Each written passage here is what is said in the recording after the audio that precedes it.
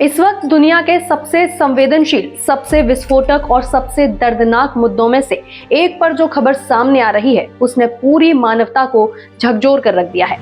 Israel की संसद, Israeli parliament ने एक ऐसा कानून पास कर दिया है जिसे लेकर न सिर्फ अंतर्राष्ट्रीय राजनीति में हलचल मच गई है, बल्कि इंसानियत, न्याय और मानव अधिकारों को लेकर भी गंभीर सवाल खड़े हो गए हैं। नमस्कार, मैं हूं आपके साथ अग्रिमा जादौन और आप देख रहे हैं रिपोर्टर मैडम।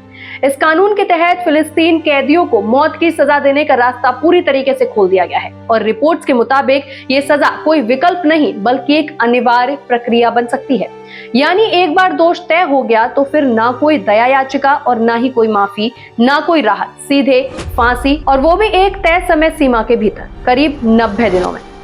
अब जरा ठहर कर सोचिए, ये सिर्फ एक कानूनी बदलाव नहीं है, ये हजारों जिंदगियों का सवाल है। बताया जा रहा है कि इस वक्त इजराइल की जेलों में करीब 11,000 फिलिस्तीनी कैदी बंद हैं और सबसे चौंकाने वाली बात, इनमें लगभग 4500 बच्चे भी शामिल बताए जा रहे हैं। यानी ऐसे मासूम जिनकी उम्र अभी किताबों, खेल और सपनों की होती है, वे जेल की सलाखों के पीछे हैं और अब इस नए कानून के बाद उनकी जिंदगी पर सीधा खतरा मंडरा रहा है। कुछ दावों में तो यहाँ तक कहा जा रहा है कि इन कैदियों को बहुत जल्द एक एक करके फांसी दी जा सकती है। यहाँ तक कि कुछ लोग 10 दिनों के भीतर इस पूरी प्रक्रिया के शुरू होने की बात भी कर रहे हैं। जब ये बिल इजरायली पार्लियामेंट में पेश किया गया और पास हुआ तो वहां का माहौल भी उतना ही चौंकाने वाला बताया जा रहा है। जी हाँ, इजराइल के राष्ट्रीय सुरक्षा मंत्री इमातर बेन जिविर ने इस फैसले को ऐतिहासिक बताते हुए खुलकर जश्न मनाया। कहा जा रहा है कि संसद के अंदर और बाहर खुशी का माहौल था, तालियां बज रही थी और यहाँ तक कि ड्रिंक्स तक सर्व की गई। उनका एक बयान भी चर्चा में है जिसमें उन्होंने कहा, जल्द ही हम उन्हें एक एक करके फांसी देंगे। उस वक्त इजराइल के प्रधानमंत्री बेंजामिन नेतन्याहू भी सदन में मौजूद थे और बताया जा रहा है कि दक्षिणपंथी नेताओं ने इस फैसले का खुलेआम स्वागत किया। लेकिन हर लोकतंत्र की तरह यहाँ भी विरोध की आवाजें उठी। इस बिल के खिलाफ करीब 48 सांसदों ने वोट किया और एक सांसद गैर हाजिर भी रहा। विपक्षी नेताओं का कहना था कि गाजा स्ट्रिप में चल रहे संघर्ष के दौरान फिलिस्तीनी कैदियों की भूमिका बेहद अहम रही है, खासतौर पर कैदियों की अदला बदली में। उनका तर्क था कि अगर ये कैदी जिंदा नहीं होते तो गाजा में बंधक बनाए गए इजरायली नागरिकों की रिहाई भी संभव नहीं हो पाती। इस मुद्दे पर बहस इतनी तीखी हो गई कि कुछ विपक्षी सांसदों ने वॉकआउट तक कर दिया।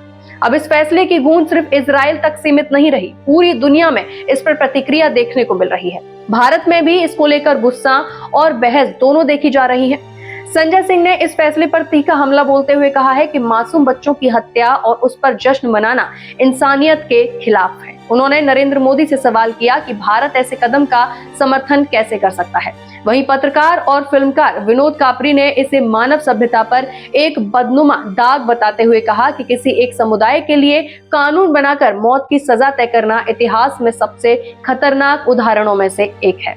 सोशल मीडिया पर आम लोगों की प्रतिक्रिया भी बेहद तीखी है। लोग लगातार इजराइल और जेवेना कन्वेंशंस की याद दिला रहे हैं, जिसमें साफ कहा गया है कि युद्ध के दौरान भी कैदियों और नागरिकों के साथ मानवीय व्यवहार किया जाना चाहिए।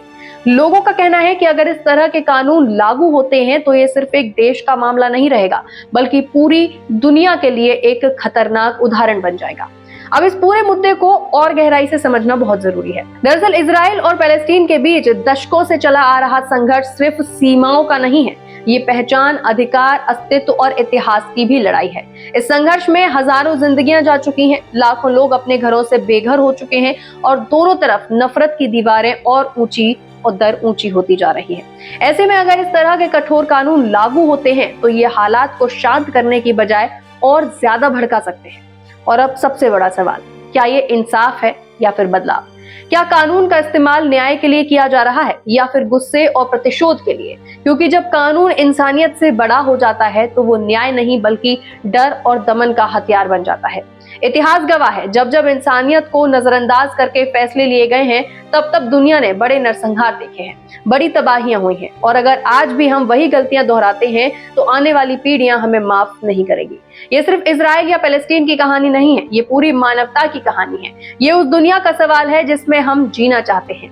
क्या हम ऐसी दुनिया चाहते हैं जहां कानून के नाम पर हजारों जिंदगियां खत्म कर दी जाएं, या फिर ऐसी दुनिया जहां इंसानियत, न्याय और संवेदनशीलता सबसे ऊपर हो?